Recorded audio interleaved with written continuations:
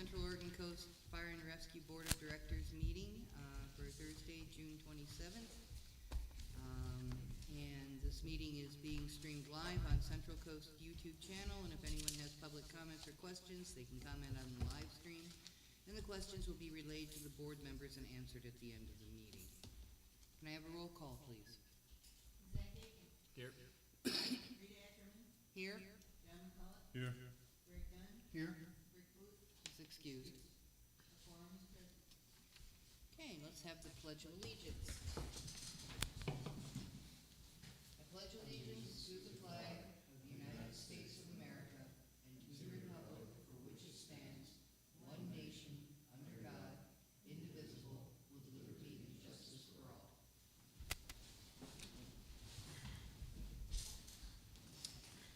Okay, the next item on the agenda is the budget hearing. I'll go ahead and open the budget hearing on our budget for fiscal year 24-25 and ask for public comments. No public comments. I will close the budget hearing. Okay, and the next item is the approval of minutes. Has everyone had a chance to review the minutes from the regular session, the budget meeting, and the special meeting minutes? I motion we approve. And I second the motion. It's been moved and seconded to approve all three sets of minutes as presented. All those in favor? Aye. Any opposed? Motion carries. And we have citizen participation. Okay. Reports. Better. Later? Okay. No, Eric. No, me. My turn. So as you can see, the maintenance truck's out there. It's not done, it's drivable. Today I was trying to finish up and didn't quite get done the emergency response. So when I'm all done, I'll do like I did with the heavy brush, and I'll show you guys, because it's not just gonna be a maintenance rig. It's gonna, one side of it's being set up for emergency response, you know, with those kind of tools, and the other side is the fix it tools. And then the middle will have more of this kind of the same layout. So, I don't know what the camera's over there. Anyhow, there's also, this isn't for the, not necessarily vote on tonight, there's an ordinance in your packet. I've been approached already a couple times, so, by a couple different agencies to do work. In order to charge for that work, I need an ordinance to say I can reimburse the district for that, so I wrote the ordinance. It's kind of based on a couple different counties that do the same thing, as well as North Lincoln and some of their fees, they wrote their fees into it. So, but it's, if you want to review those fees, if you know, think they should be more or less or whatever, it's kind of just there to look at and talk about it next month. So, Okay. other than that, that's it for that world. Like you're not busy enough. Well, if I can generate, and can't call it making money, but if I can generate some revenue for the district, you know, by doing a project here and there, whether it's a full project or just, you know, running down south and fixing an alternator or some emergency lights or whatever, it would help our district, so that's my biggest goal.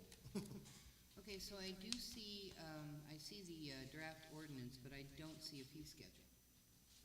It should be, On the second page. Second page, I think it's broke down into different sections. Okay, so it's not an actual, no, it's like spreadsheet or industry, anything. Okay. after hours, holiday, okay, gotcha, because okay. then I spelled out what each definition of, you know, what that is, so that if somebody does look it up online, or wherever we post ordinances, I don't know how that works honestly, but then they can see why they got charged holiday rate. Well, I think what we may want to consider, I don't like putting dollar amounts in, change those dollar amounts, which, you know, you have to do from time to time. Right. So what we may want to do is change the wording in the ordinance to refer to a fee schedule adopted by resolution. Oh, okay, And then we can just do a resolution to update. okay. It just makes it that much easier, so. Well, I also noticed that my holiday line, when it says C,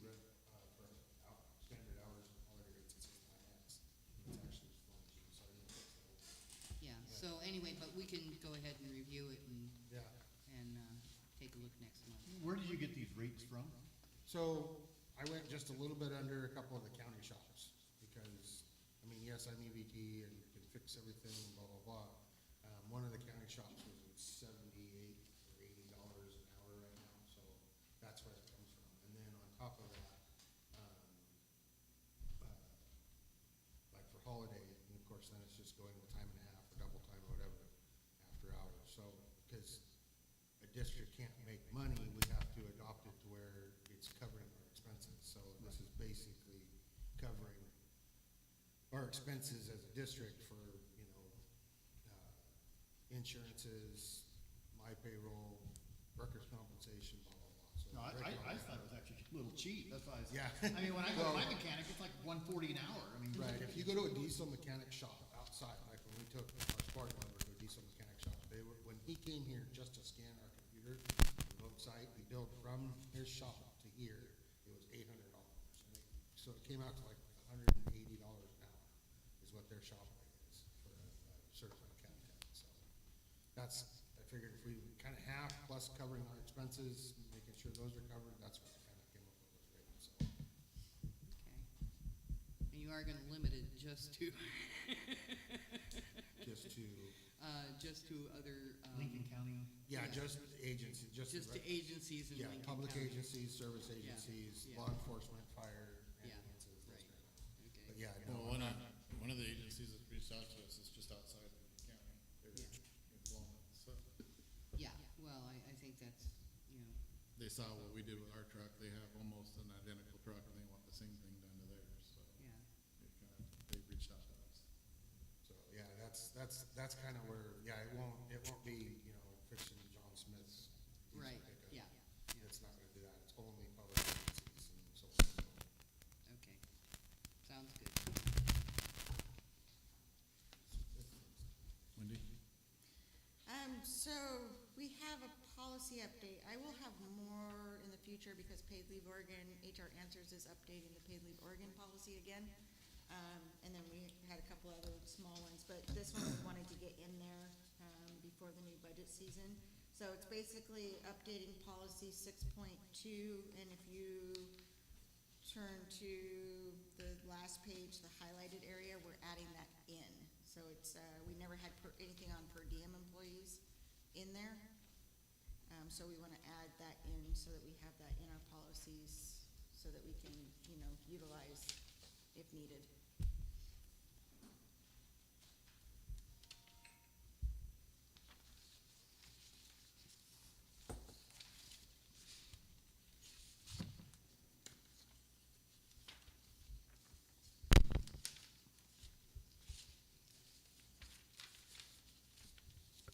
Okay, and this is standard language, I'm assuming, that Yeah, he wrote it.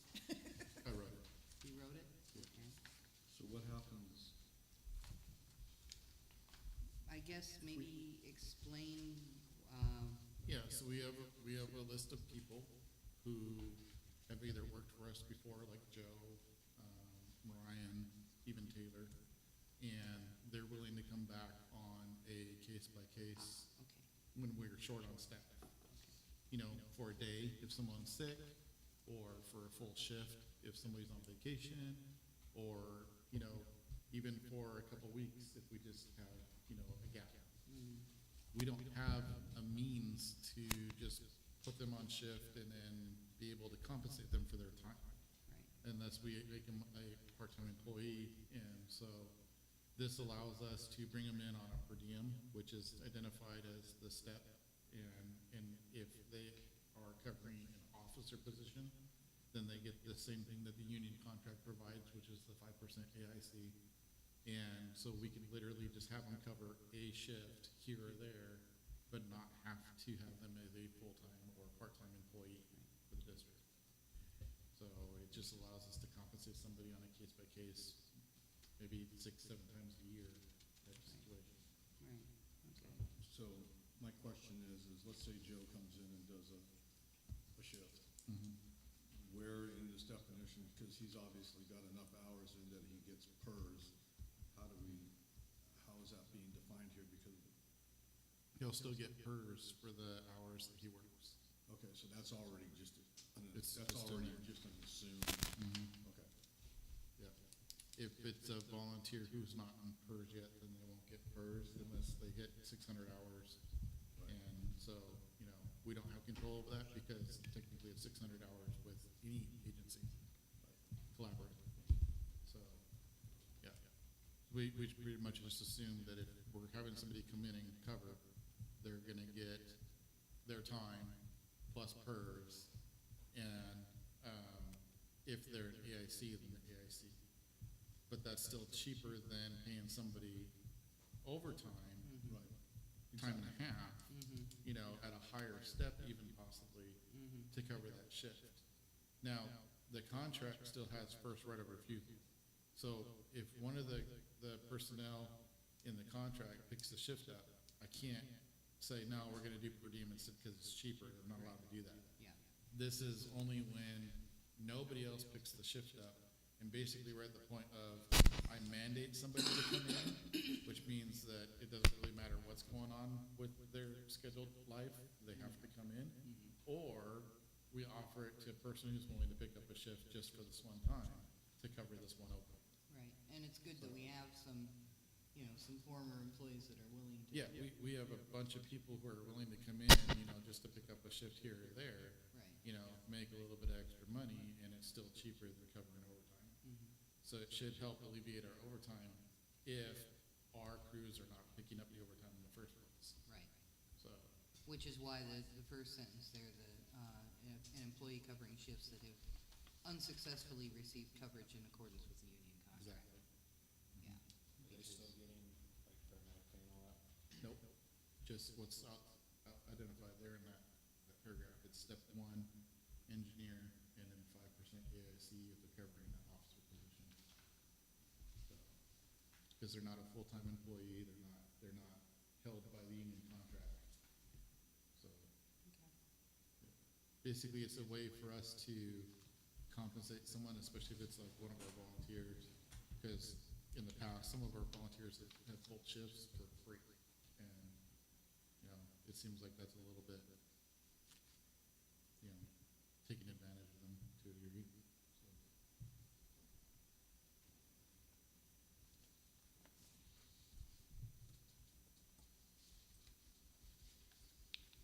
Well, Cool. do you have any, I don't see a problem with it. Nope, yeah. You need a motion or what?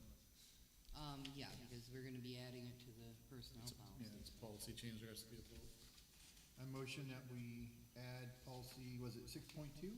So you'd be 6.2, section G, number 5. Policy, so, yeah. What she said. Yeah, what she said. Do I have a motion? Do I have a second? Second it. I second that. It's been moved and seconded to add the language to the policy. All those in favor? Aye. Any opposed? Motion carries.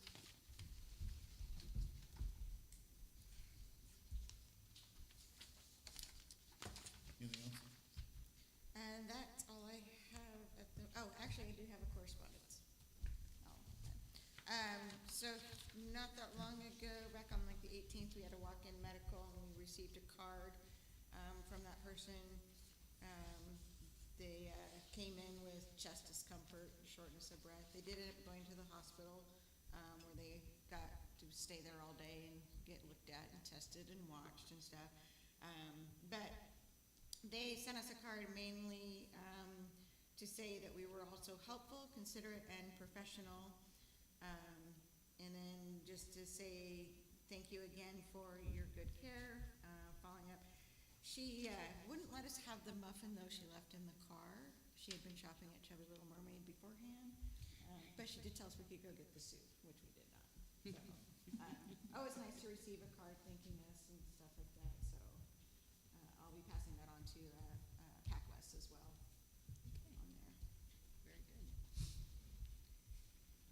Okay, does that cover the reports then?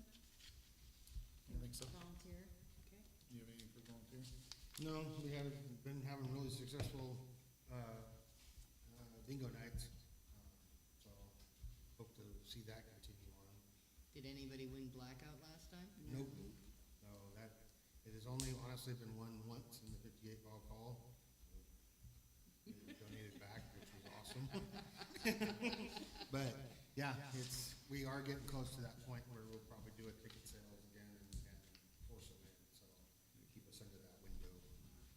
We have been maxing out our occupancy the last 2 months, couple months, so, Yeah, well, that's good. yeah, yeah. We did do slushies and popcorn at Beachcombers, that was a good, big hit, so we did good on that. And then we're working on, not so much volunteer, but district, we're working on doing an open house towards the end of July for defensible space, so. Cool. Yeah, it's not a traditional open house. It'll be a presentation in here for defensive space, and then vendors out in the vehicle bay, Red Cross or US Forest Service, Indocor, where people can go around and get some education and, you know, talk about the different programs and even recruitment, so. Good. And maybe we'll do hot dogs, I'm not sure. Ooh, Hamburgers, Hamburgers. hamburgers, okay. that's right. Just to change it up. Change it up from Well, hot dogs. That might help bring a few people in. Apparently we Everybody do always hot says hot dogs too dogs. much. I didn't know there was a thing, but, yeah, so. There We'll is, do hamburgers. One can't have too many hot dogs. you can't, but it's always nice to change it up, and some people do like hamburgers every once in a while. Yeah, okay. We're doing hamburgers. Okay, finance report. Okay, at the end of May, the district had on hand $434,342 in cash in the accounts accrued to be deposited. So it's getting down there. Current levy funds accrued $1,091,760, so we're about done for the year. We're still under the amount budgeted to be received by $9,574, so we'll get a decent amount this month, which will put us over for that. Prior levy funds through the end of May accrued $22,407. Personnel services is over for the year, over budget. We'll have to do some adjusting inside the budget via resolutions. Over by 5,179 what was budgeted for the year. Not quite 1%. Legal fees, 6,184, which is a little over budget of 6,000. Office supplies, 8,500, and we budget 8,000, so we're over there.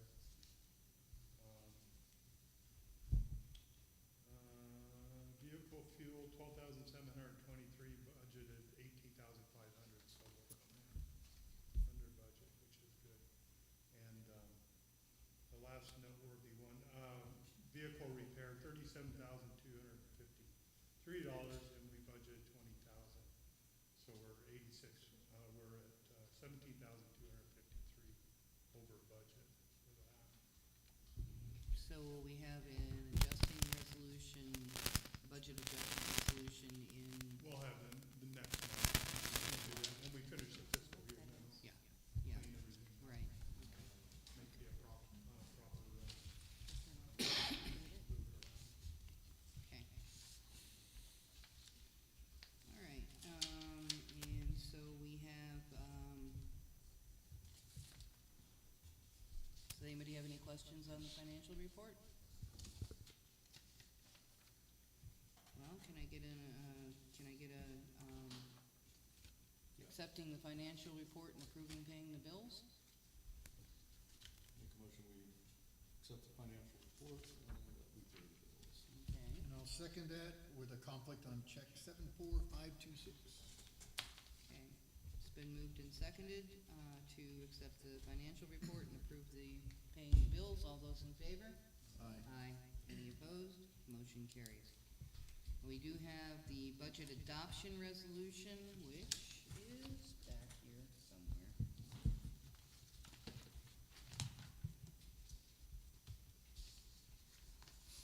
Okay.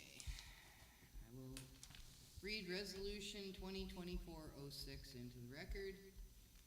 Adopting the budget, be it resolved that the Board of Directors of the Central Oregon Coast Fire and Rescue District hereby adopts the budget for fiscal year 2024-25 in the total of $1,731,649 now on file at the main station located at 125 East Alsea Highway, Walport, Oregon 97394. Making appropriations, be it resolved that the amounts for the fiscal year beginning July 1st, 2024, and for the purposes shown below are hereby appropriated. General Fund Personnel Services, $965,953. Material and Services, $238,573.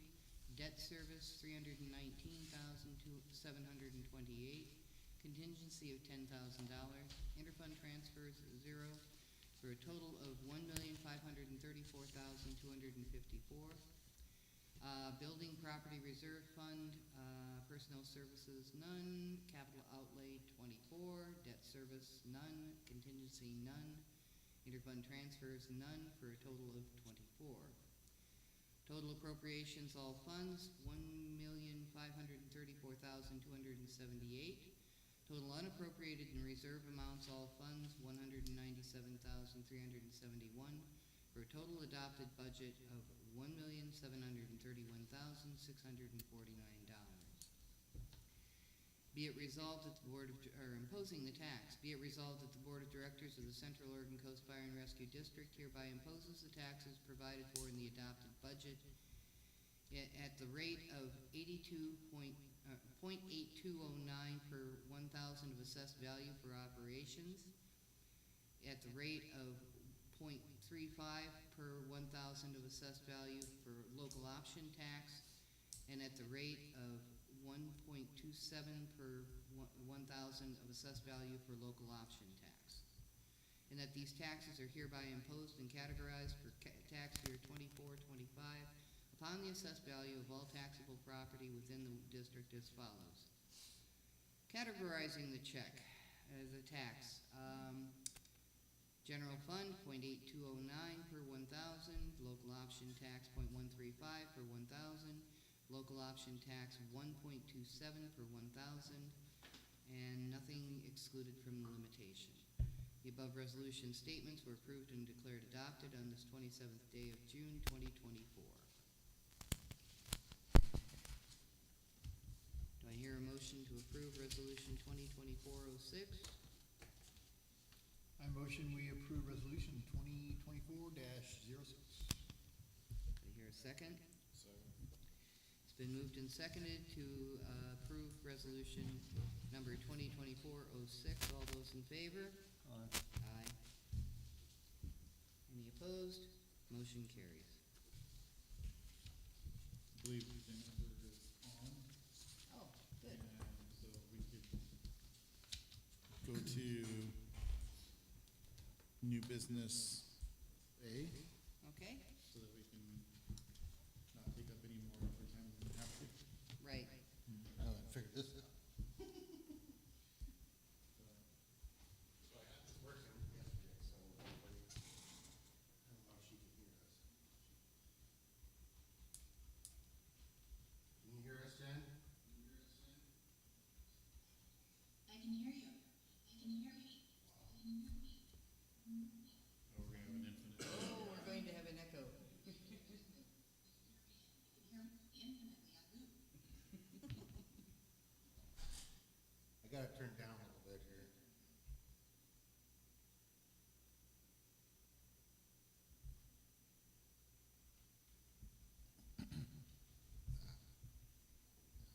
So hopefully that will help.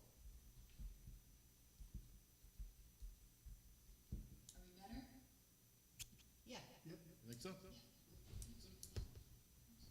Well, thank you very much for letting me come in this evening and say hello to everyone. We had the opportunity to work with each other on a case prior, and certainly we enjoyed working with you all at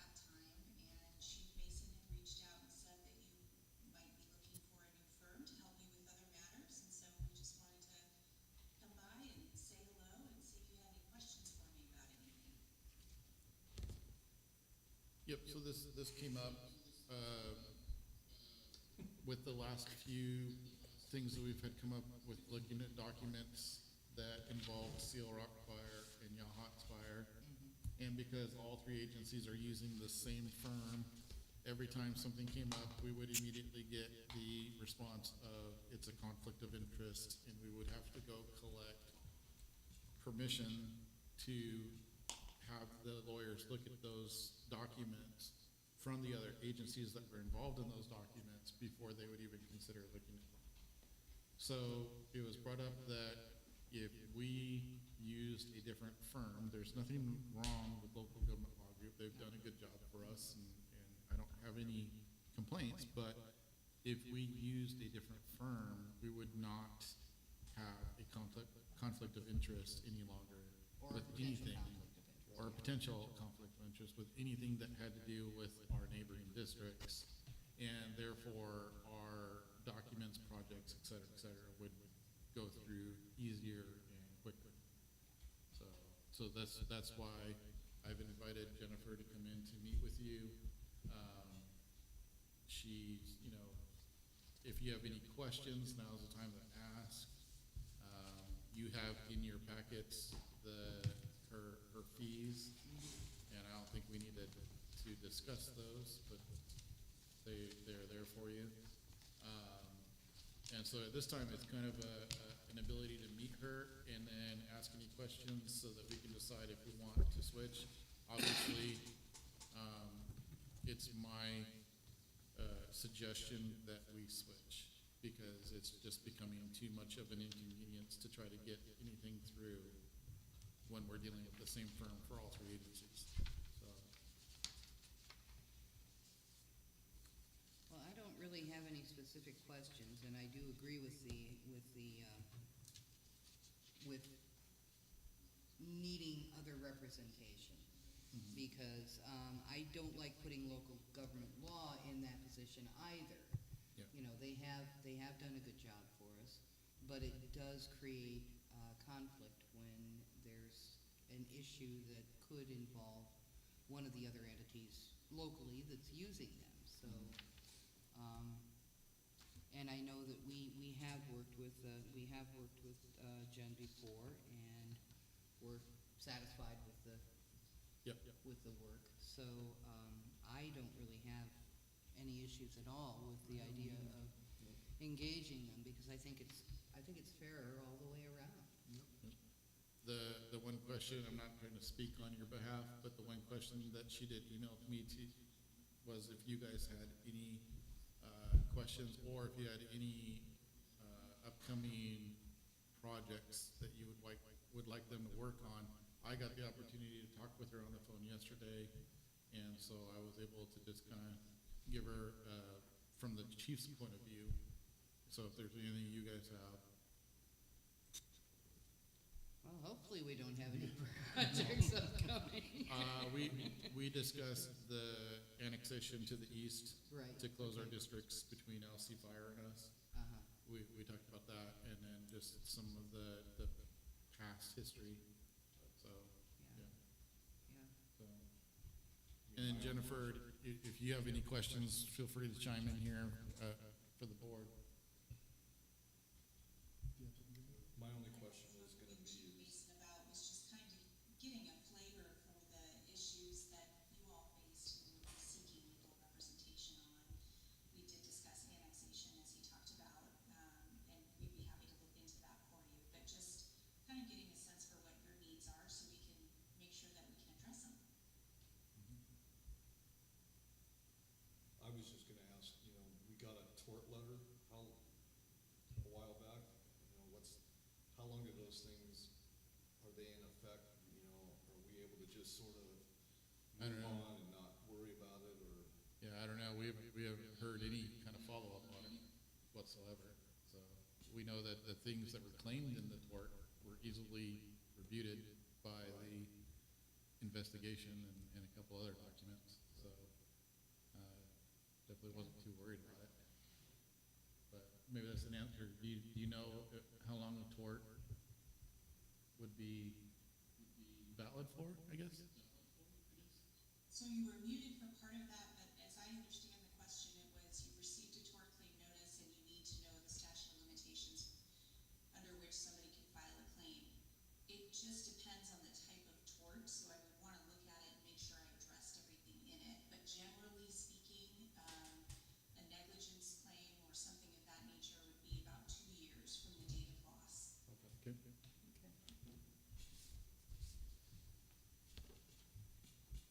Any other questions for Jennifer? No? Okay, well, short and sweet, that's how that works. So, thank you, Jennifer, for coming.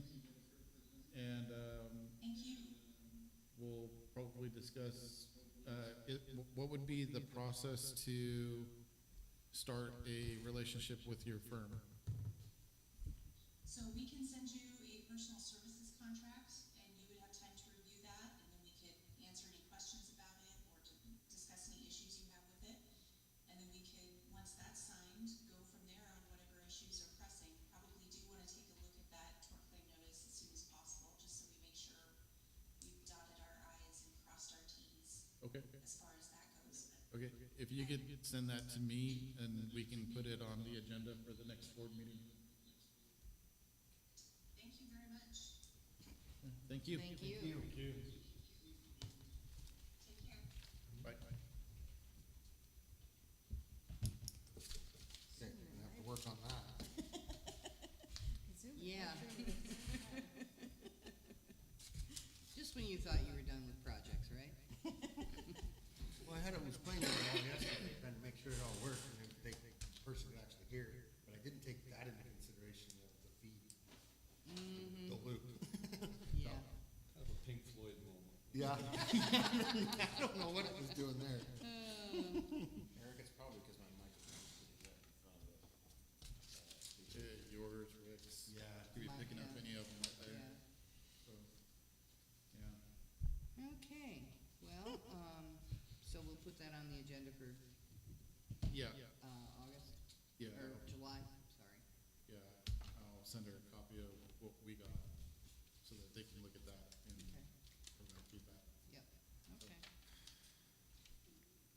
Okay, back to our regularly scheduled agenda here. We have old business, resolution government capital for discussion. Okay, I'll turn that over to John.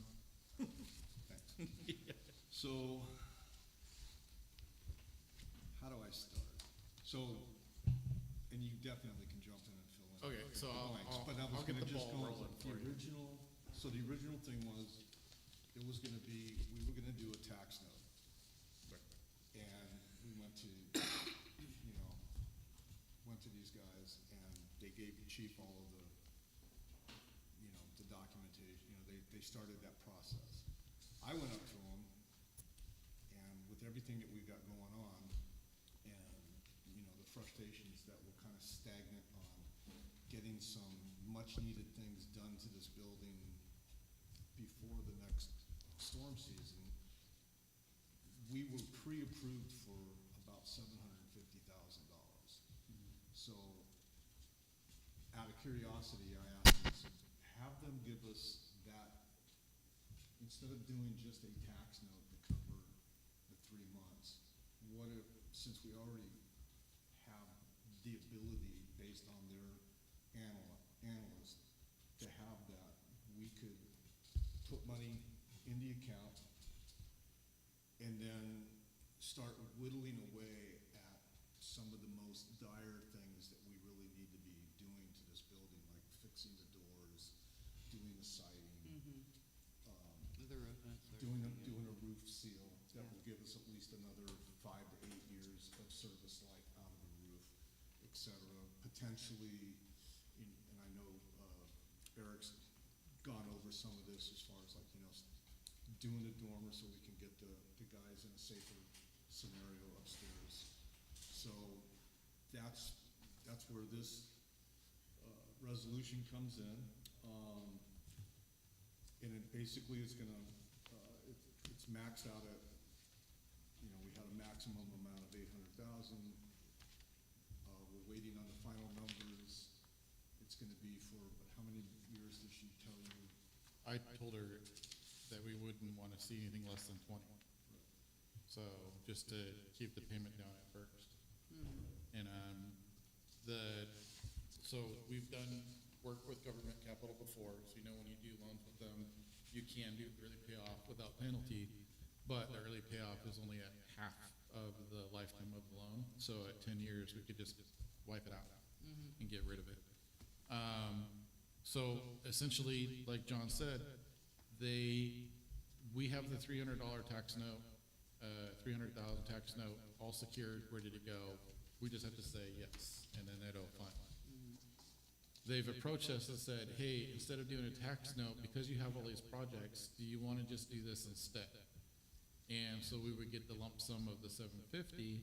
We could take care of some projects, but we would put most of that into the LGIP to hold for the next 2 years rollover and not have to worry about it till we get to our new levy, our next levy opportunity.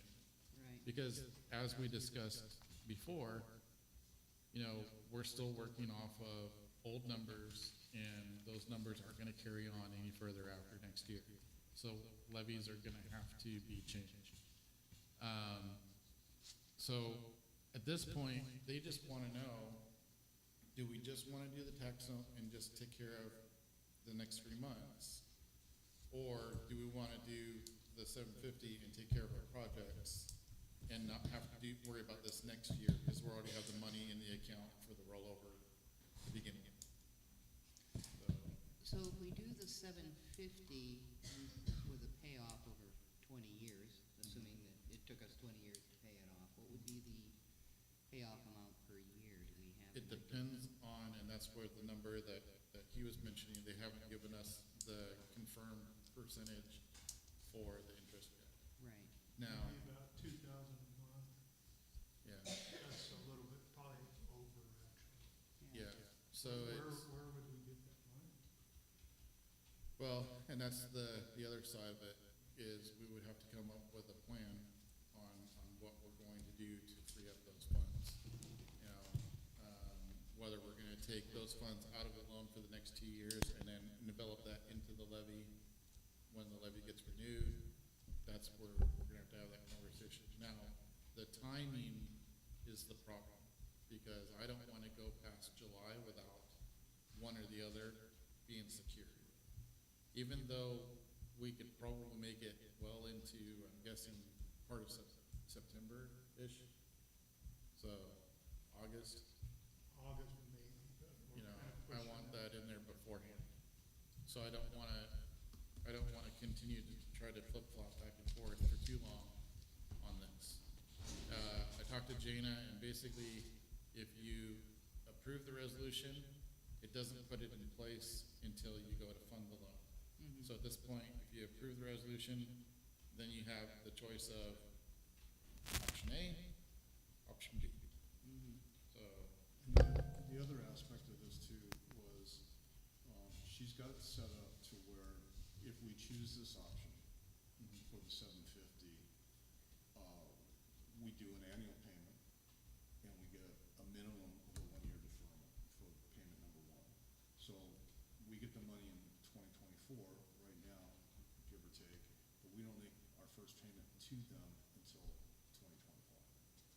When does interest start?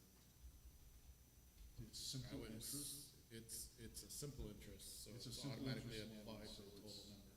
So it's gonna be like the 750 plus whatever's, you know, my ballpark was 3%, so it's gonna be 750 plus 3% of 750 added onto that, divided by 20 years of payments. Yeah, it's not a compounding, so it's not like it Exactly. changes every. It's not like your student loan. I never had that, so. Yeah. Yeah.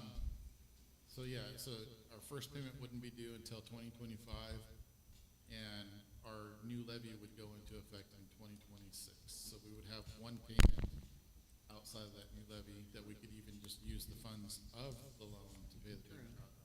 True. So, yeah, And that's not including all of the other things that we've already got going on that potentially is gonna just make things easier. But Yeah. we are at that point, you know, when I was down here for the day of the parade, just gave me a lot of time to like really look at the building, and there's things that, you know, especially the doors, I mean, we talk about these doors all the time. I'm not really, I'm convinced personally that I don't think those doors will survive another winter if we get any strong storms that come through here with the wind and everything else, that we're gonna get engines stuck inside the bay because we can't get the doors up. So I'm in agreement with your evaluation assessment of the building. However, I don't feel comfortable taking out a loan quite yet. This is just my personal thoughts.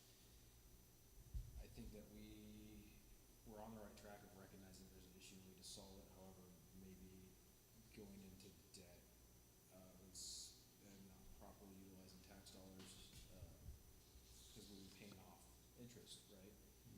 I think we would be better suited to photograph the issues with the building, making sure that the public is fully aware. As far as, you know, you could put a photograph of the damage to the front engine bays on Facebook and say, these are the kinds of problems that we're dealing with on a day-to-day basis. This is your fire station. These are the reasons why we either A, need a new building, or B, we need to fix the one that we have. We need to put it back on the taxpayers to either, you know, give us the money to fix the building or tell us no, and then we could try the option of potentially, you know, taking out a loan. Well, yeah, and honestly, we're kind of going down that path already. Yeah. The response of the survey was pretty much, a lot of people, and correct me, Wendy, if I'm misrepresenting that, but it was like, a lot of people were like, stay where you are, no, we're not gonna give you money, or, yeah, go up on the hill, we don't really wanna give you money. There was a lot of, you know, there was a lot of positive to stay here, there was a lot of positive to go up to the hill. A lot of people just were going, we don't care where you go, but we're probably not gonna wanna give you money for it. So I just looked at the survey today. It closes on the 30th, and the majority of people want us to stay here, but the majority of those people also do not want to give us money. Even the smaller amount of money, which I think. That's any money, yeah. How many responses did you get on that? We've had 65 responses. Probably over 50% want us to stay in this current location because they like that we're visible. But everybody is pretty much in agreement that they don't want to do more money. Now, there is some that say, you know, there's a lot of people undecided because they want more information. So that's why we gave them that chance to kind of comment. So as soon as we close that, I'm going to send that out to everybody so that you guys can see that. You can see all those comments. The one thing that I took away from it is we really need some public education. There's a lot of people who don't understand how bonds work. There's a lot of people who don't understand how their levies are working. They just, you know, they don't understand the difference between the city of Walport and the district and who pays for what. So there's a lot of public education that really needs to get put out there.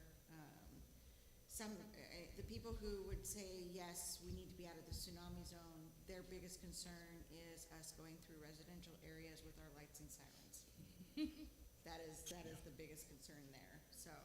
Which is something that we brought up when we first looked at that idea was, do we want fire trucks screaming up and down Crestline, Yeah, especially 15 minutes after school got out? right, yeah. So Wendy, I think you are correct on the public education portion of this. Some of the pitfalls that I've seen in the past with other entities is that they wait until it's too late to start campaigning for the things that they're asking for, and so they don't have an opportunity to properly educate the public. And I've said this before, I'm going to say it again, we need to, if we are seriously looking at trying to fix this building or do something different, we need to start getting the information out there, including, you know, the damage, photos of the damaged brick out in the front, photos of the damaged doors, and weekly posts on social media, start having, you know, more meetings here, just need to educate the public is what it comes down to. I do think another kind of informational type flyer or brochure would need to go out in the mail because, and I said it at the budget meeting, only about 20% of our district is on social media. We have a high rate of retired individuals that are not online at all. Yep. And I can tell you how many times I put in info at for burn permits because they don't have an email address. So I think door-to-door mailings, just getting out and talking to people, holding open houses or town halls, kind of things, if you will, is going to be key. Maybe honestly sending out just a quick, simple little flyer inviting people to come down to some kind of meeting and see the damage. And like during your bingo nights, you could do a quick station of the tour, and I know it's not what we like to do in public service, but to point out the issues. Because word of mouth does spread, and the more that we do that, and if we start now, it will make a difference come voting season. I think the association too, maybe discuss holding fundraiser, you know how they do the little thermometer thing and raise funds. It helps, that part I get- actually helps with in-kind donations for grants. I mean, I get all of that, but at the end of the day, we are where we are. But at the end of the day, even like what you said, you have 65 responses so far, and we're coming up on the last day of the survey, which was out for what, a month? Just over, yeah. Yeah, okay, so you're 65 against the 3,500 or so people in the district represents 1.8% response. And I'm gonna guess the people that did pay attention to that are more likely going to vote. Right. So we sent out 1,800 flyers to households, so we didn't duplicate on the same, so we went off the registered voters list for our district, but if there was multiple voters in the same household, only one flyer per household got sent out. Okay, that raised it to 3.6%. Just out of curiosity, and I honestly don't know, I'm just asking questions, is how much return would 500,000 get on the LGIP account? I don't know how that works, so I'm just asking. If it was in there right now, it's getting 5%, isn't it? Yes. And I don't say think 500. that'll hold, Well, okay. we probably. I mean, historically, right, I mean, we can't predict the future. Right. I'm just was curious, because if you take 300,000 and you fix all the problems, when we do, the facelifts, the cosmetic stuff, and, doors and that kind of stuff, you take 300,000, and the rest of it goes into the LGBIP account, earning what the interest you're paying is, you're kind of, and if it's more, historically more than what the interest is, wouldn't you get money ahead? Just throwing it out. So It'll I don't know Well, what we're interest rates do. I don't even look at it from a money ahead standpoint. I look at it as like, if that balance, Well, if that's. we're maintaining yeah. that balance because we're only gonna pull from it to pay for a project when a project is actually happening, the bulk of that money is gonna be sitting in there. And Right. even if it's making 2%, 1.5% more, the goal would be is that we're washing our, And that's my, You the know, concern so was the we're at- interest on the yeah. loan, and then if we're making that. yeah, So, the goal yeah, is to we're- keep it at 0% out of pocket. That's kind of my point was, would that work? I mean, Yeah, that's but my question. that only pays for the interest. Well, and that, I know It that. doesn't pay the principal. I get that. I know there was a concern of interest, so that's why I was asking. Yeah, that question. I think that's a prudent thing, So- You offset some of the expense, but at some point, you still have to pay that money back. Right. Yeah. And if it's not there and you're paying it back, And, your budget takes a hit, and I really do think that, if this is the route that we do go, we start tackling things off small bites at a time. Honestly prioritizing, because if we go and blow $800,000 on this building, that's gonna be a huge impact on the budget to the point where we're gonna have to, start making some serious sacrifices. We really do need to prioritize. Well, we're not able to do anything to this building right now. And we also still have to, we still have to have the interim financing just to get through to, tax season. And that money's in there. Yeah, and I understand that. The other thing, I agree with, educating educating the public and going to the public. But the timing for doing a bond issue and so on is what is going to, you know, that takes time as well. And some of these things, you know, are the bay doors going to last for another season? You know, some of these things do need immediate fixes. So that's gotta be put into that equation as well. Well, and that's why I was saying, is like, Mhm. it's, yeah, we could wait a year. You know, we could see if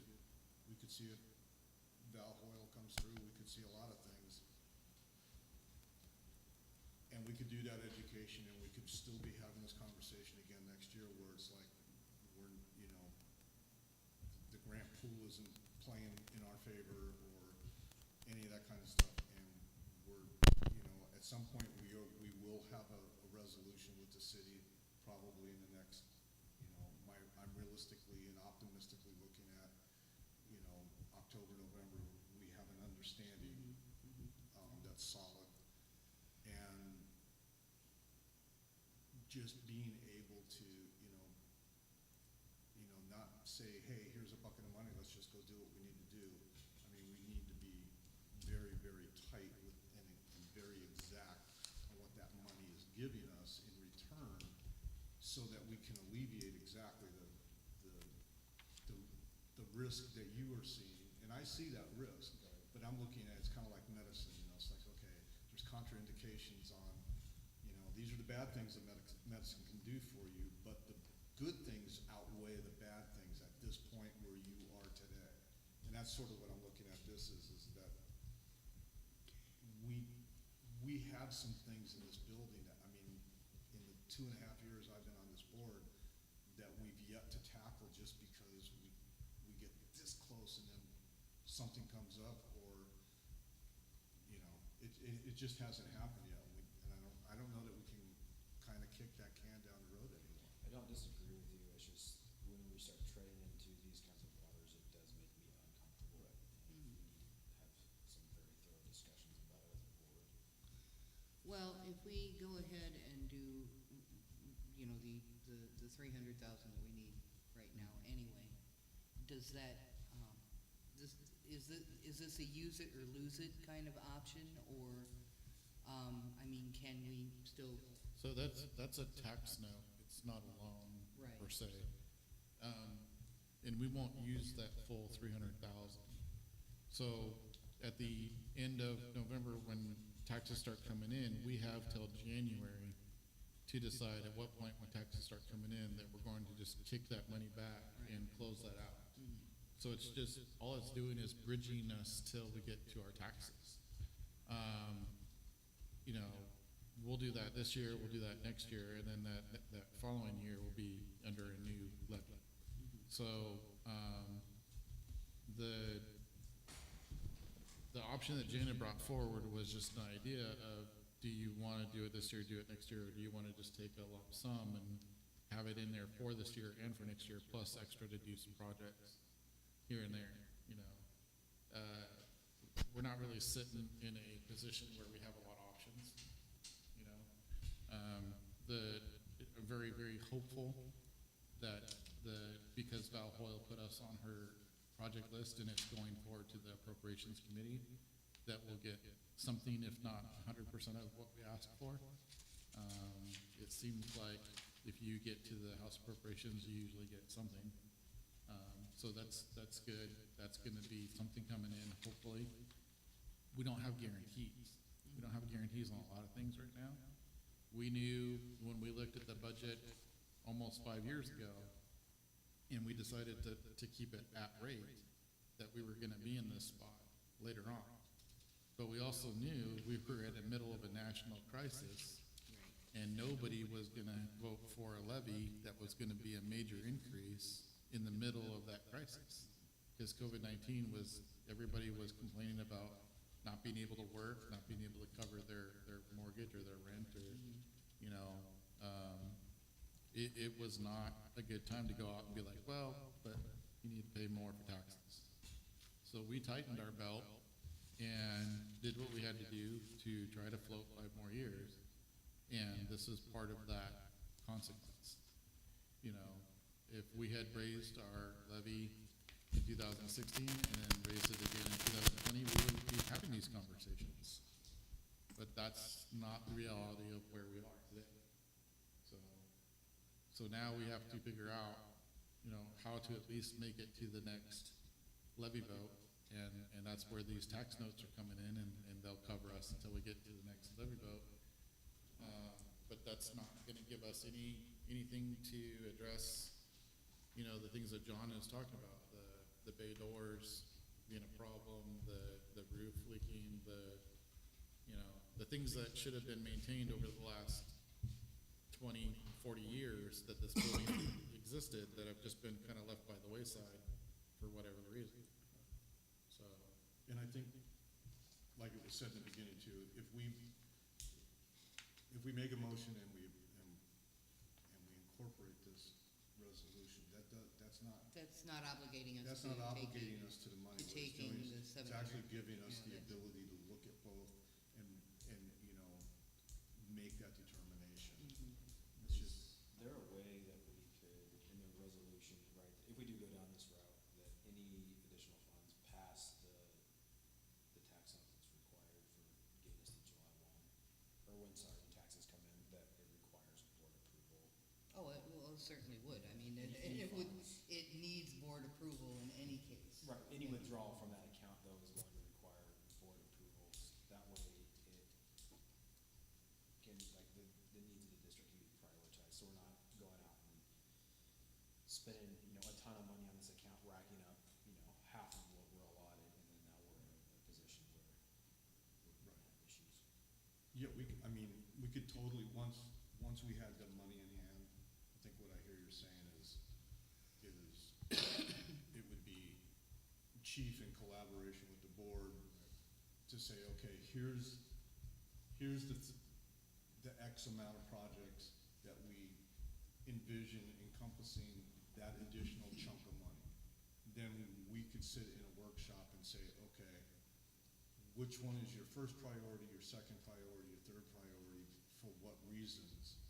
And then we prioritize them and give them the approval to do project one. And then if it makes sense that, okay, part of project one is also to put money to partially start the others, because it's, you know, you've already got that person out here to do that kind of work. Let's just get all that prep work done, and then you can move into, yeah, I'm totally in agreement with that, to where that money doesn't move out until we actually have to write a check with that money to pay for the improvement.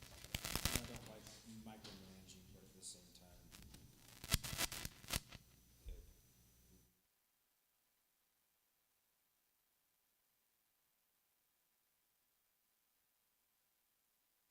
at a point where we need to make a decision on what we're gonna do. I think all we're asking it right now is, do we want to approve that resolution so you have an option of deciding what to do? And then when Jana comes back in with more information, then it's time to start saying, what do we want to do? You know, because otherwise we could talk about this for most of the night. And Right, but right now, just adopting this resolution doesn't obligate us to. It does not obligate specific anything. dollar amount or anything, it just So are sets we, up the system. so from a timeline standpoint, is it gonna work that if we adopted this, all the rest of the information from Gina comes in, and we now have those options, that when, in the July meeting, we're able to make an informed decision to either go ahead or one way or the other? Yeah, but it can't go beyond the July meeting, Right. so, Right. yeah. Okay. Okay, so are we ready to consider the resolution?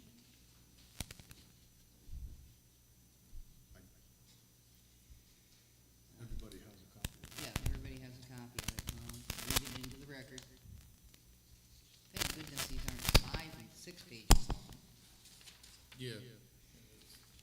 Resolution number 2024-07, a resolution of Central Oregon Coast Fire and Rescue, Lincoln County, Oregon, authorizing the issuance and negotiated sale of a full faith and credit obligation in an aggregate principal account not to exceed $800,000, designating an authorized representative, authorizing execution and delivery, missing a word, of a financing agreement, and related matters.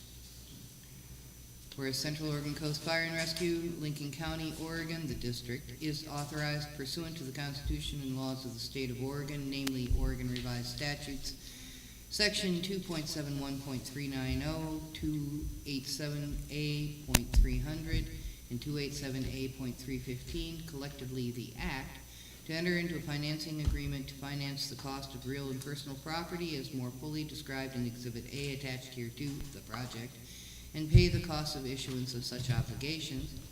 And whereas it is advantageous for the district to authorize and enter into a financing agreement to finance the project as described below, now therefore be it resolved by the Board of Directors of Central Oregon Coast Fire and Rescue, Lincoln County, Oregon as follows. Section 1, authorization. The board hereby authorizes the execution and delivery of a financing agreement, the agreement, with Government Capital Corporation as lender to finance the project. The aggregate principal amount of the agreement shall not exceed $800,000, and the final maturity shall not be more than 25 years from the date of issuance. Section 2, payments. The payments for the agreement shall be payable from the general non-restricted revenues of the district and other funds which may be available for that purpose, including taxes levied within the restrictions of Sections 11 and 11B, Article 11 of the Constitution of the State of Oregon. The obligation of the district to make payments shall be a full faith and credit obligation of the district and not subject to appropriation. The lender shall not have a lien or security interest on the property financed with the proceeds of the agreement. Section 3, designation of authorized representative. Pursuant to ORS 287A 300, parens 4, the district hereby authorizes the fire chief, the authorized representative, to act on behalf of the district and determine the remaining terms of the agreement as specified in Section 4 of this resolution.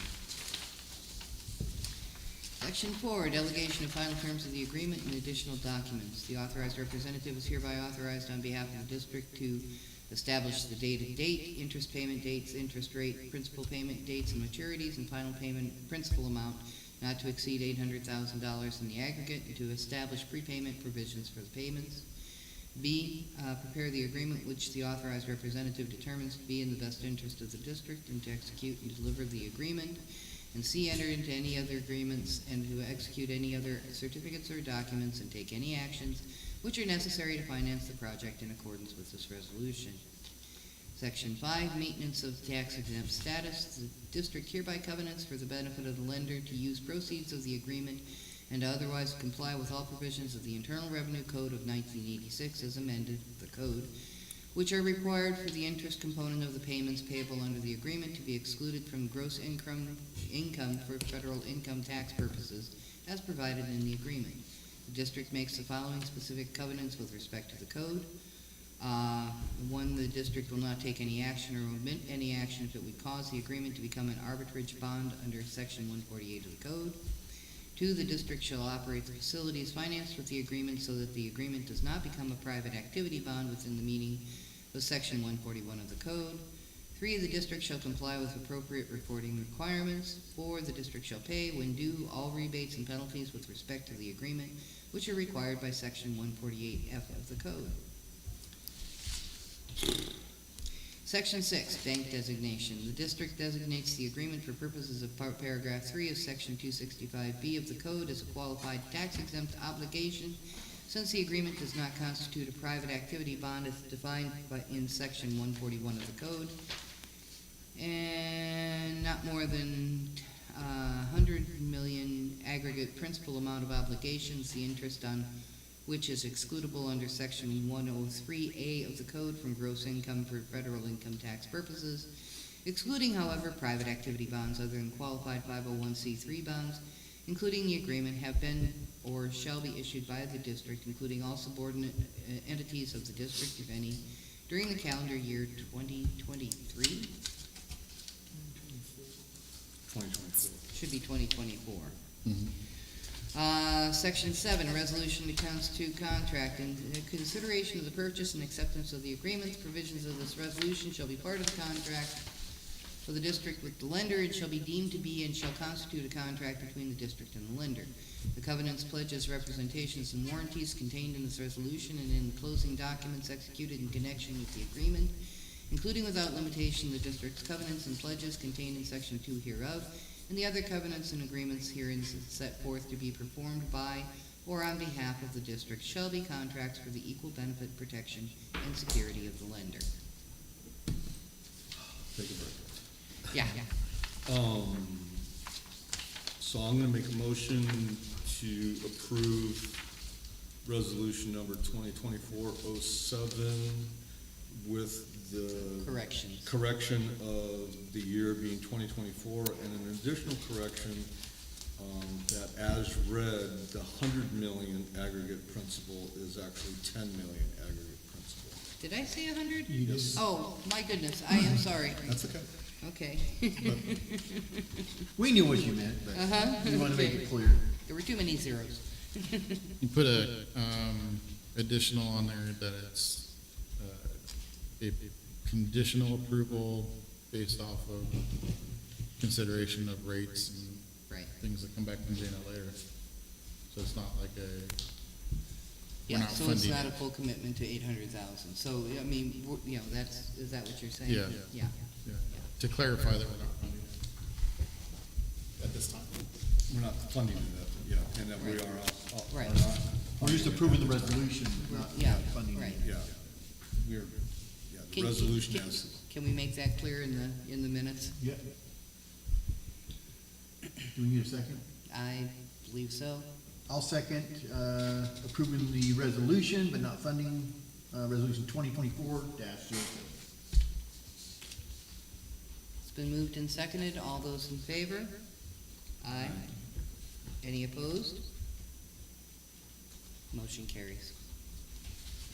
Can you read that one more time? I will if you want me to, but it's probably not on tape. Okay, so where are we at here? New auditor. So like with everything this year, things are changing. I think prices are going up, and I think that's kind of why we got this letter. So we got a letter from our auditor. As you know, we had one more year with them under a guaranteed amount. They basically say that they've enjoyed working with us. As our firm has grown and developed, we have the need to consider how we best serve our clients to continue to strive giving outstanding professional services. We have come to the conclusion we can no longer serve some of our clients, so therefore regrettably, we need to ask that you engage another accounting firm. I have reached out to several with no response. So I was hoping to have some quotes for you tonight from new ones, but I don't. So what I'm asking is for some help, because I've got so many other projects going on. We've got different grants that we're working on, things like that, that I need help from the board to get those quotes. Somebody who can actually call and follow up. I had one that returned my call, and then we tried to communicate through email and nothing. No return phone call, no nothing, so I'll be more than happy to give you that one, so we don't try again. I did get, Brett sent me a list of auditors, and then I also got a list from my other Oregon administrators of all the different fire services and what they use, who they use. There seems to be kind of one in common that everybody uses, so I'm kind of just looking for somebody who can help me get some quotes so that we have some options.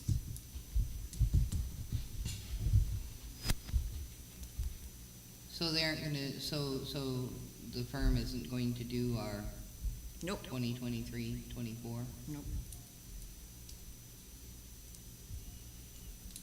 I think they would if we redid our thing, but it's gonna be at a lot higher rate, I'm guessing. It's gonna be a lot higher rate, and Mm-hmm.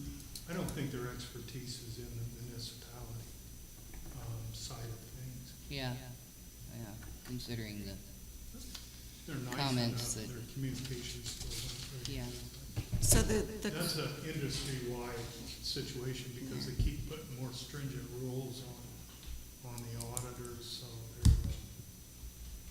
they're, consuming, so they're backing out a lot of them. It's all over, it's pretty standard. The one that was kind of a common one through all the different fire services that I got replies from was Acuity. Have you heard of them? No. They seem to specialize in fire Yeah. districts and special districts, and Jones and Rock would probably do it, but it would cost I've got at least double of what we. yeah, I've got a list of like 5 different ones just from other office administrators in actual fire service that they use. And then I've got Brett's list and then just yeah. So my problem is having the time to bug somebody on the phone to get a quote and I mean, I have everything that they would need. And getting somebody to actually respond. That's been the challenge. I'm not sure how much help the board is gonna be on getting somebody to respond is the thing. Yeah. My problem is I don't have time to sit on hold all day, Right, yeah. so. So have you reached out to this Acuity? I did briefly, just through their contact form, but I find contact forms always don't go anywhere. So I have not had a chance to actually call them yet. That was kind of the, just last week sometime is kind of when I got a bunch of responses from people saying, hey, we use these guys and we've been happy with them and they seem reasonable, things like that. So, I mean, I can send a list if anybody wants to just kind of help me reach out to them. Well, I mean, I'd be more than happy to help you with it, but the thing is that you're going to have the information that they're going to want in order to. They're give gonna us- want a copy of our budget and our last audit, Mhm, is what they're gonna want, okay. so.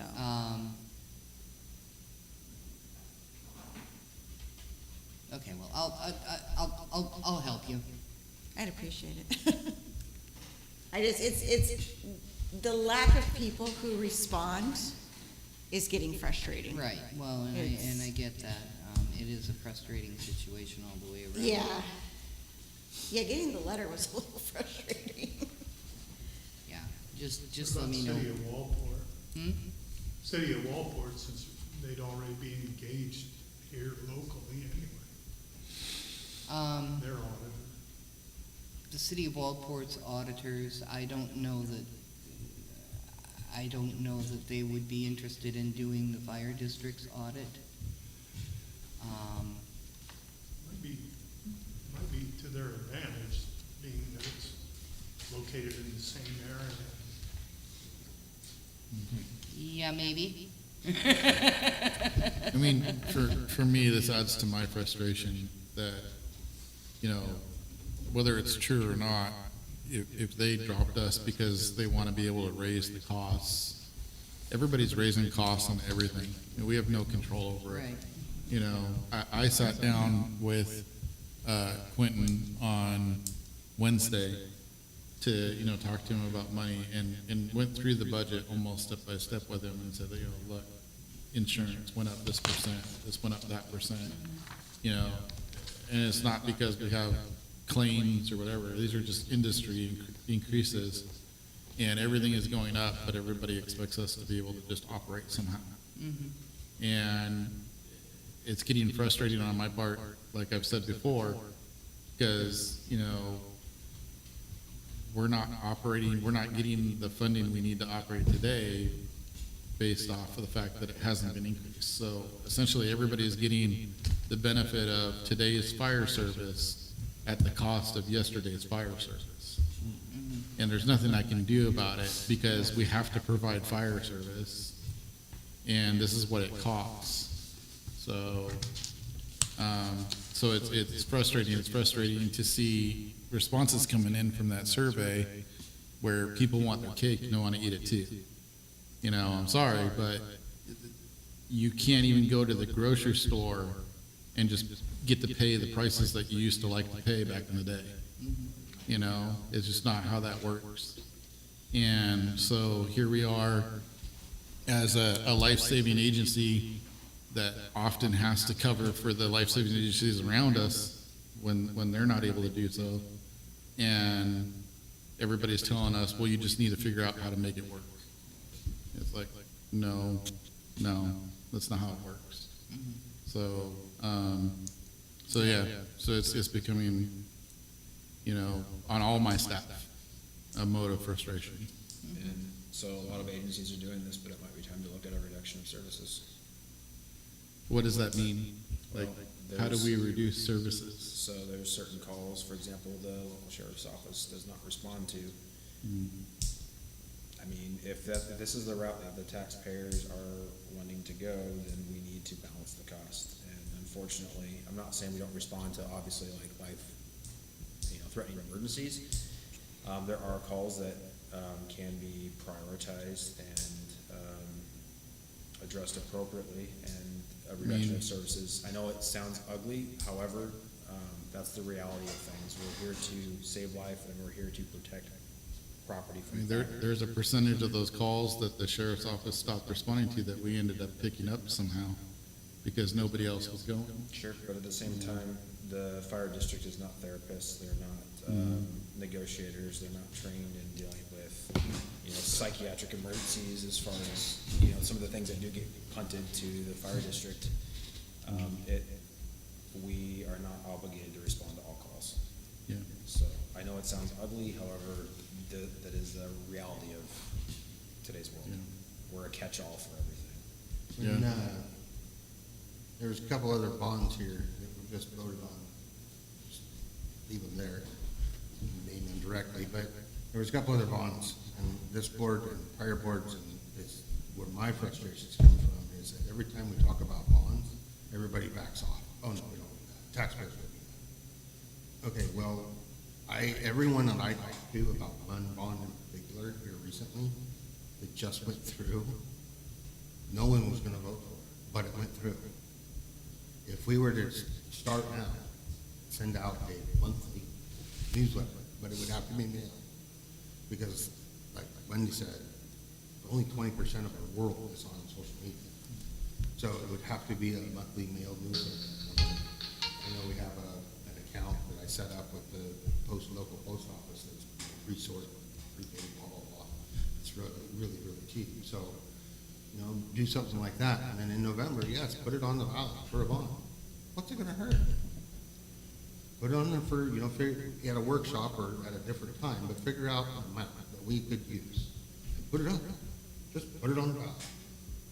What's it gonna hurt? Then all of a sudden, we have it because the taxpayers just approved it. Because they just approved several $1 million for 2 other agencies that everyone that I talked to wasn't gonna approve. But it just went through. So we just gotta kind of bite the bullet and just put it on the ballot. If we get told no, we get told no, then we definitely have a starting point. We have a blackboard. But if we keep sitting here in a meeting room going, oh no, the taxpayers won't do it, the taxpayers won't do it. Well, we don't know that. We don't know until we ask. Yeah, put it on the ballot. If they say no, they say no. And there's merit in that, but one of those bonds that passed was literally just extending an existing bond for another, 25 years? And so it's not costing, Yeah. like, the your library. day-to-day cost did not change. It's different, it's like once that pipe was opened, so they got $32 million the first time for a certain amount of time. And after those 20 years was up on that bond, they just basically went out and put a new set of requirements and said, magically, we need that same exact amount of money. It's not gonna cost you a dime. But everybody approved a bond measure for a bunch of money to go build some new fabulous thing up on their property when they're not even utilizing the stuff that they have now. No, and I get that, and But what I think we need to do is not only pitch why you need to have this bond at whatever it's gonna cost to just revitalize this building, but we also need to take on something Chief said, we need to educate people. It's like, it's not just the fact that our costs are going up. It's not just the fact that just out of the blue, you know, this company's decided, no, you know what, we can get more money from other people. We're not gonna service you anymore. And, oh, by the way, because insurers, when that left the state, your insurance is gonna go up 18%. And, you know, most homeowners probably saw a 35% increase in their homeowners insurance. I did. And nothing else has changed other than 3 companies left the state. But we're also, because we're a government entity and we go out and we save lives, we're being driven by federal and state requirements that are more expensive, you know, more time consuming to implement into the practice of what we do. And that's not seen by the general public. All they see is that really cool red and black truck show up at their doorstep and do what it magically do what it's gonna do for them. And we need to, you know, somehow, I don't know how you do it in this community at the moment, but, you know, literally showing the physical difference between what a call looked like back in the 1990s versus what a call looks like in today's world, and what the equipment and the training differences are, and that's your cost driver. Not only are our costs going up, but we're being driven to a higher level of cost because our requirements have changed. And we don't have any control over any of that. So we're asking for that. You know, we have to ask for it at the local level, you know, and then maybe we need to start hitting our representatives up and saying, there's some laws on the books that sounded great 30 years ago, but really aren't working well for anybody at this point in time. And to kind of, Like a two-prong approach, you know, you're Yeah. doing it locally, and then you're also going to your legislator and saying, you know, you can't just one and done set a tax rate, and there's no mechanism to make an adjustment because the economy today and the world we live in today is drastically different than it was in the 90s, and we're being outstripped, you know, 5 to 10% every other year on, we're never catching up. and to piggyback off of what you're saying, John, the general public isn't going to know or care about any of this until A, it either directly impacts their day-to-day lives, or B, we make an honest effort to educate them, and it doesn't have to necessarily always be Facebook, but if you're doing weekly posts and you're bombarding them with this information, if you're having town hall meetings and you're, you know, giving station tours and you're pointing out the problems, and you're making an honest effort on a regular basis to make these problems known, that's going to make an impact on the things that we're asking for. Because again, unless people show up to these meetings, which we can all tell that they obviously are, right? They're not gonna know about it, and they can't care about something unless they know about it. So that's kind of where we're at. Until we make a big enough deal about what is going on down here, no one's going to listen. I mean, we're doing we're gonna do that special open house on the 27th for defensible space. You know, maybe we kind of take a page out of the, you know, like, you know, Coffee with a Cop, do a thing where maybe on every other Saturday or something, and I would volunteer for this. You know, we open up the bay doors and you have the thing and a pot of coffee out there, and literally have it, you know, just blasted out there for, you got questions about how this fire department runs, or where your tax money goes, or the training required and the equipment required, and what are we being held to as far as upper level requirements, and tell people, it's like, hey, come down on Saturday mornings and ask your questions, we'll answer them for you. And I know mean, it's a pain in the butt.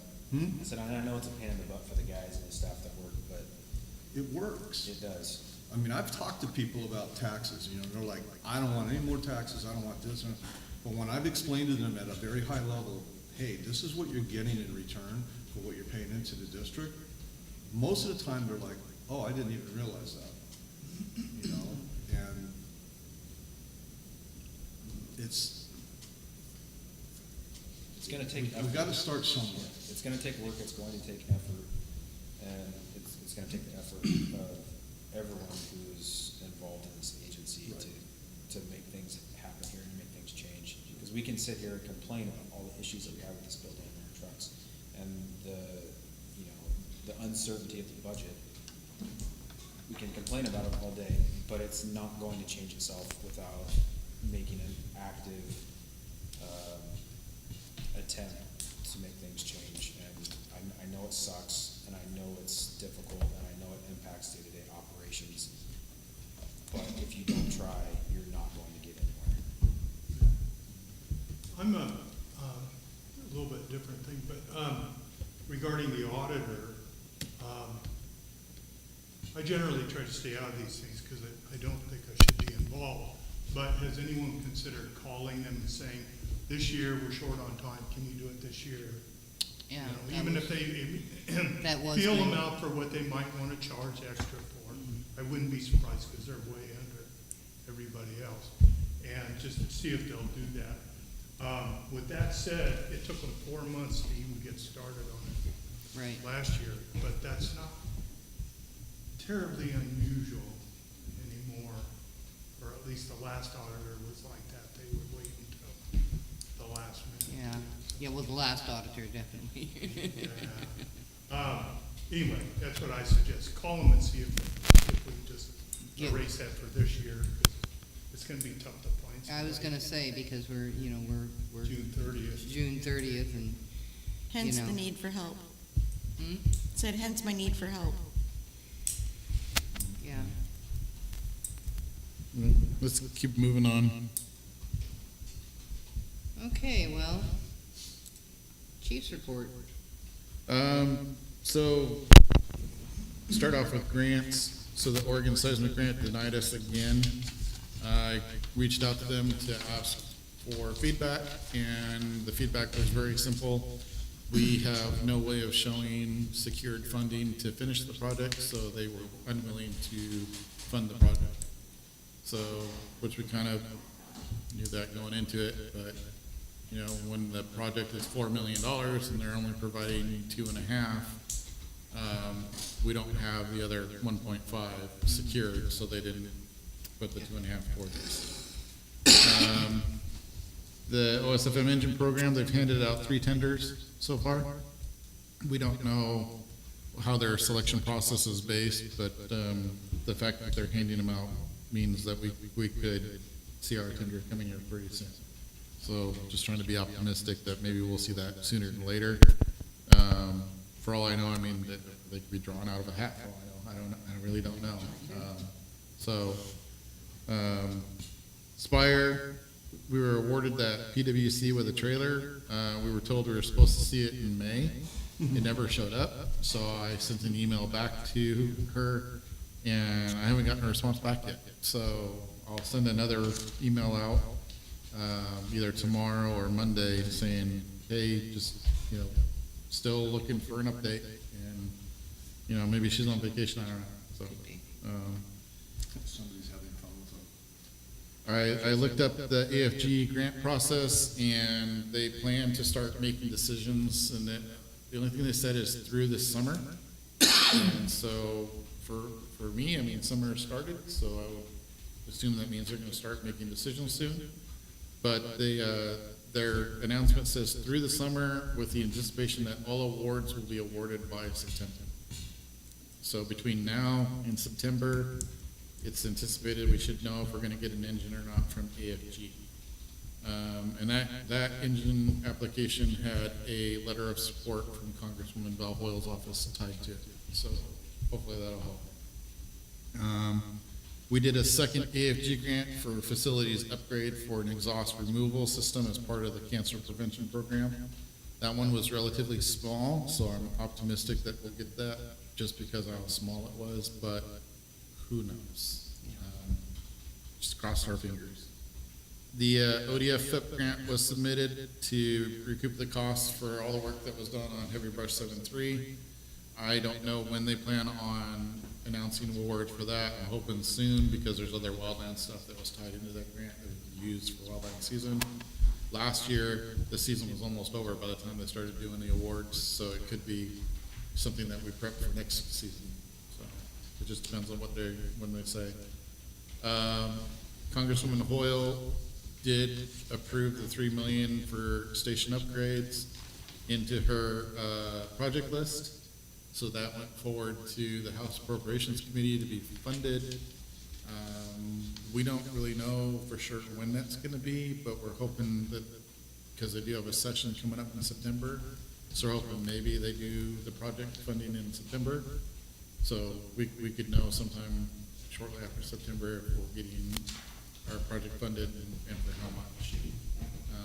Like I said before, they don't always fund them at 100%, so out of the 3 million we asked for, we might only get 1 million, so we just have to wait and see.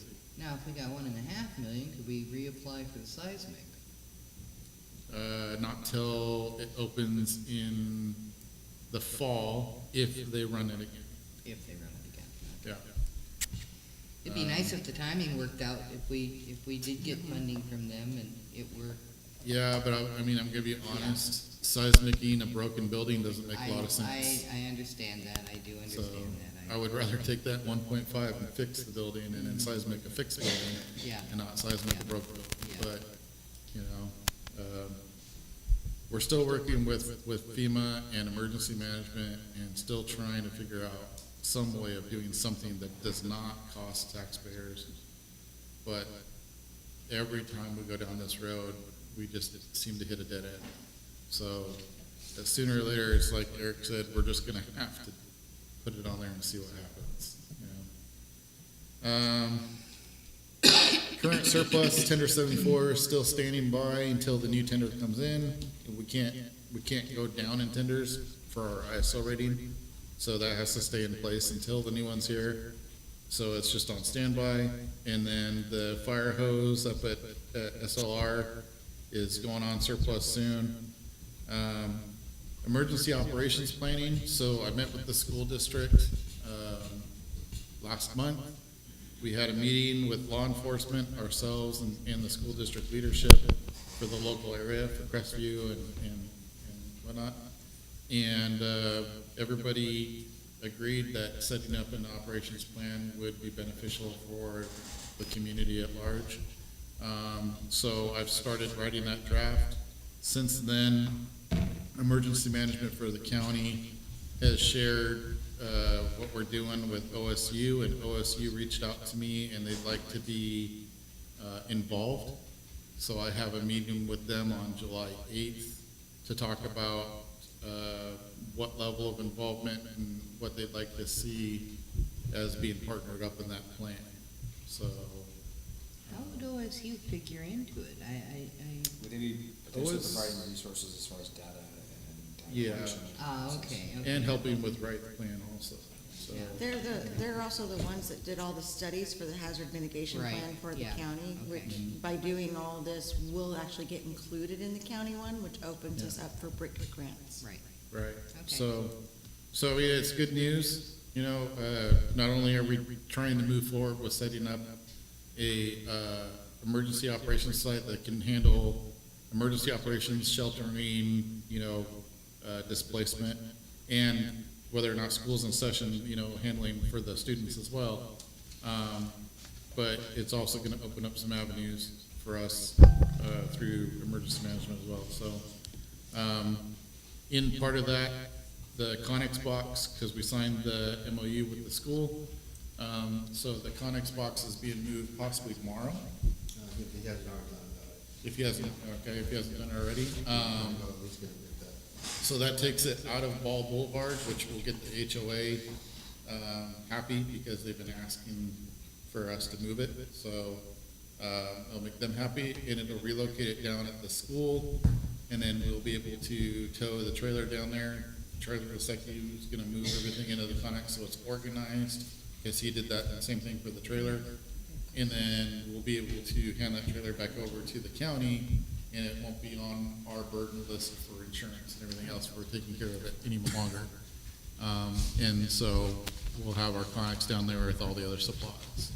And just to put it out there, it is Coast Equipment that's helping us, and they're doing it for free, because they want to help the community, so, Yeah. I mean, he wants a donation letter, but obviously, he's not, it's not costing us any money to do Right. Good. Cool. So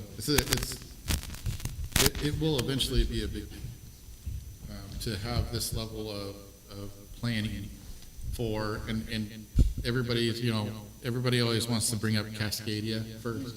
I don't. There's all kinds of disasters. I'm not worried about that being the primary. Honestly, I'm more worried about a wildland fire displacing people in our region due to evacuations and things. So we need to have a process in place that when we tell people to leave their home, we're telling them where to go, at least for accountability.